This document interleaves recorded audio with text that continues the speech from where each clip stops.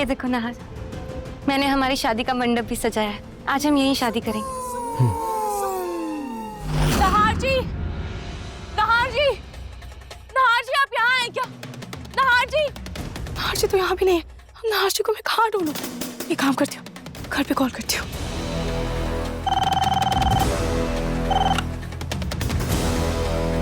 Hello दादी, नहार जी घर पर है क्या? मैं भला तुम्हें क्यों बताऊं? दादी, आप प्लीज मेरी बात समझने की कोशिश कीजिए। दादी, नहार जी की जान को खतरा है।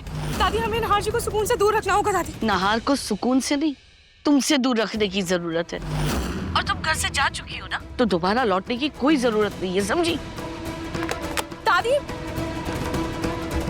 तो मेरी बात सुनी नहीं रही है और ना ही मेरी बात पर यकीन करिए। हमें क्या करूं? मैं दादी को कैसे समझाऊं? नहार जी तो घर पे भी नहीं है। फिर नहार जी गए तो गए कहाँ? नहार जी यहाँ है और ना ही नहार जी घर लौटे। जो भी हो, मुझे नहार जी को जल्द से जल्द ढूंढना ही होगा।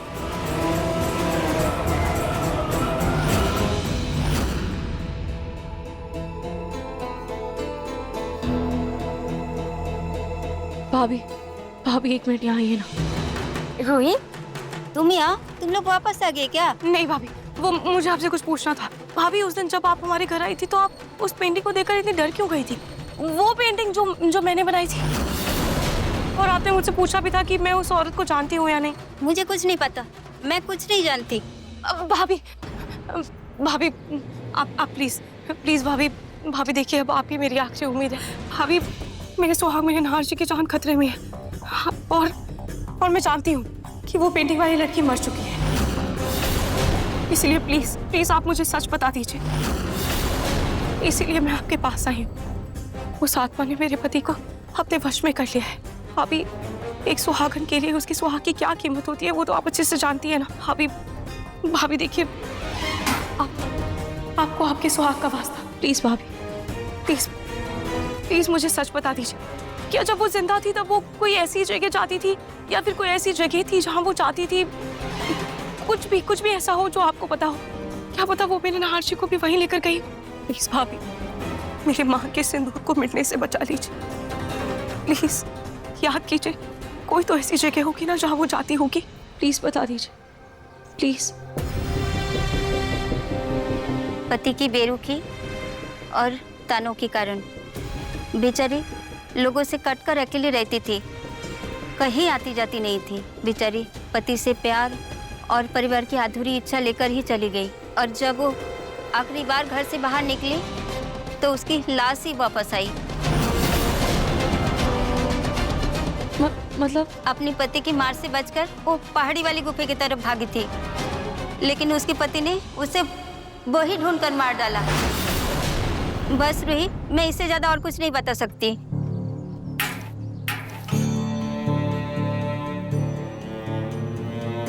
बेचारी सुकून, ना जिंदगी में उसे कभी सुख मिला और ना उसके मरने के बाद उसकी आत्मा को शांति। प्यार की तलाश में अभी तक उसकी आत्मा भटक रही है, पर मुझे उसकी आत्मा को शांति दिलानी होगी। और मैं उसे ढूंढूं भी तो कहाँ ढूंढूं?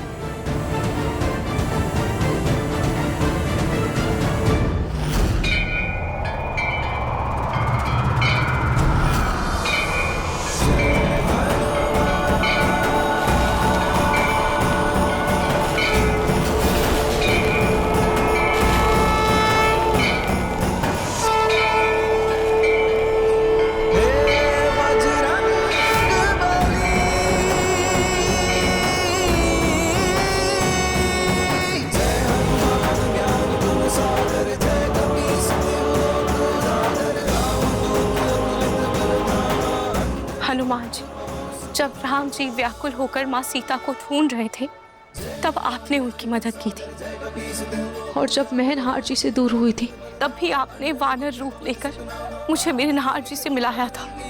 अब मैं यहाँ तक तो आ गई, पर मुझे आगे का कोई रास्ता नजर नहीं आ रहा है। मुझे रास्ता दिखाइए प्रभु, अब आप ही मेरी कोई मदद कीजिए। प्लीज भगवान जी, मुझे मेरे नहार जी तक पहुँचा दीजिए।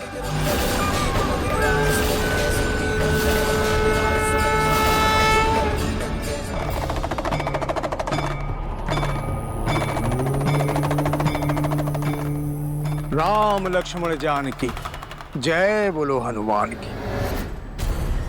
बाबा। जय श्री राम। जय श्री राम। आप यहाँ?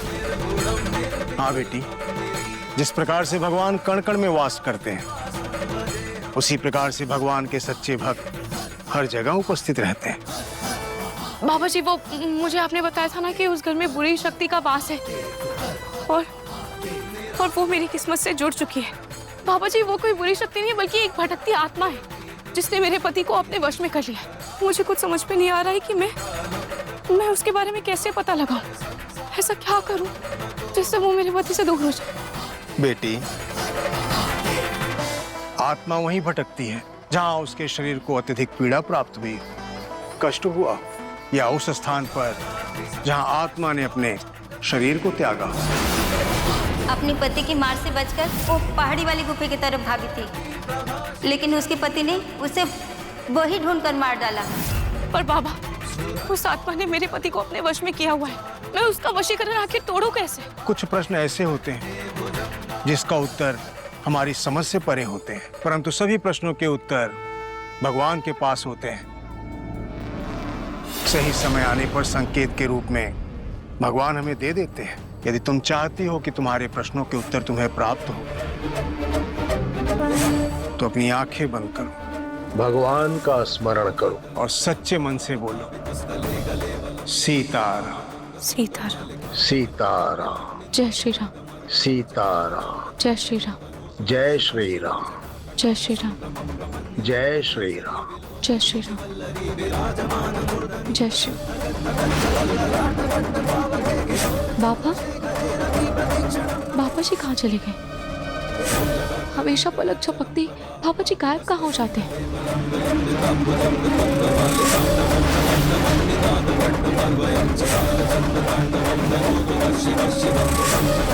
ये झोला, बाबा जी ने अपना झोला यहाँ क्यों छोड़ दिया? इसका क्या मतलब हो सकता है?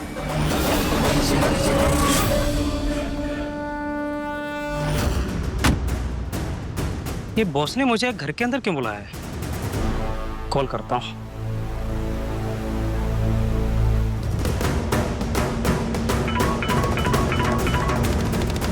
छोटू का कॉल।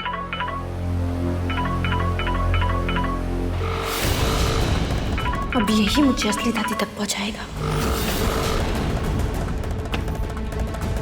दादी जी, वो ना सब्जी मंडी से ताजी ताजी सब्जियां लेकर आती हूँ मैं। ले आओ। मुझे क्या? 2-4 एप्पल ले लेना, 1 किलो।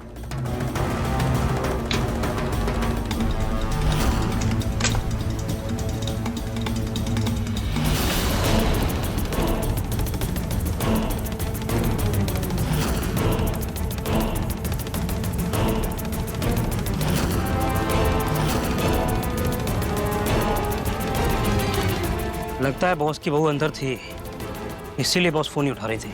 इस वक्त घर के अंदर कोई नहीं होगा, मैं सीधे जाकर बॉस से मिलता हूँ।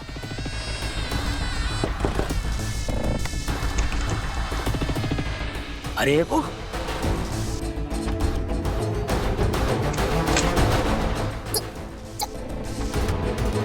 तू यहाँ क्या कर रहा है? अरे क्या बॉस, आप ही ने तो मुझे बुलाया है। मैंने बुलाया है? हाँ तुझे? हाँ।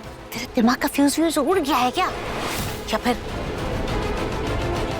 सुबह सुबह 4 पैक टिका लिए तूने? है? टिका है ना? अरे कहाँ से टिका लूंगा? चाय पीने के लिए पैसे नहीं है, कहाँ से दारू टिका लूंगा? चाय पीने के लिए पैसे नहीं है। देख, कोई मैसेज, कोई कॉल दिख रहा है तुझे? दिख रहा है? हैं?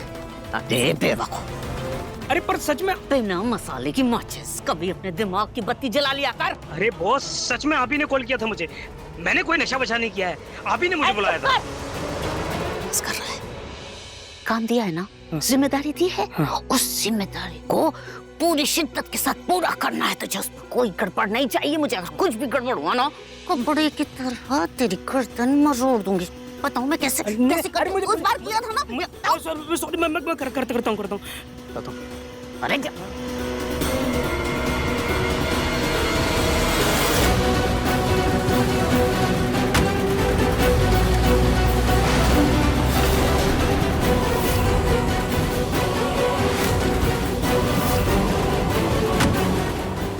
मैं असली दादी तक पहुंचकर सारे सबूत के साथ उस नकली दादी का सच पूरे परिवार के सामने लाऊंगी।